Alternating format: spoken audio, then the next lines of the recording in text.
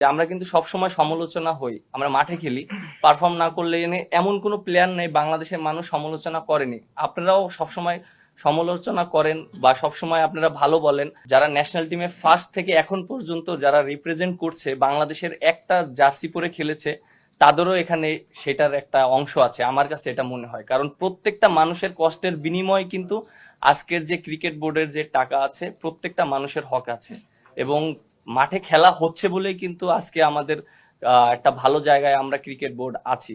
তো মাঠে যদি খেলাই না হয় তাহলে কিন্তু স্পন্সরও আসবে না, বা আইসিসি থেকেও যে রেভিনিউটা পাওয়া হয় সেটাও পাওয়া হবে না।